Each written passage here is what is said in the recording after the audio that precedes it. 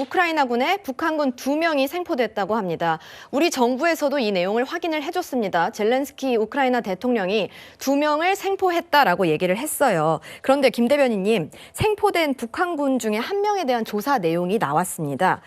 당국에 의하면은 군사훈련인 줄 알고 러시아에 갔는데 도착해서야 파병인 줄 알았다라고 했네요.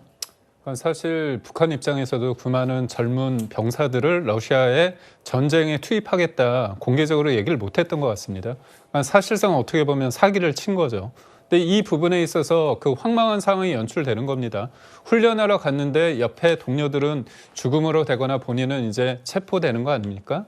그러니까 그런 상황 속에서 이런 내용들이 북한 사회에 알려지게 됐을 때 동요될 수밖에 없습니다. 예. 그래서 북한에서는 그 진실, 그러니까 본인들의 어떤 인권, 이 문제에 대해서 굉장히 민감할 수밖에 없습니다. 그렇기 때문에 대북 전단이란 부분, 그다음 대북 확성기 부분에 대해서 알레르기 반응을 북한이 그렇게 보이는 겁니다. 그래서 이거는 미국뿐만이 아니라 우리나라의 어떤 인권의 문제고, 이거 관련해서 김여정이 2020년도에 관련해서 이거 문제 있다고 하니까 채 4시간 만에 통일부가 추진하겠다고 얘기했고 민주당이 관련법을 만들었습니다. 이른바 김여정 하명법 아닙니까? 그런 과정 속에서 헌재가 23년도에 위헌이라고 얘기했습니다.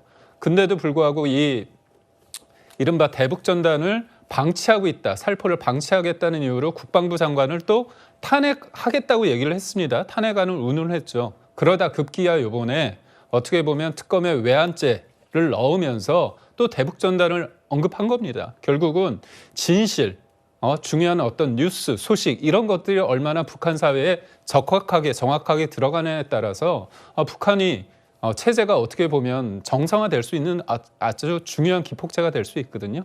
그런 측면에 있어서 안타까움을 금할 수밖에 없습니다.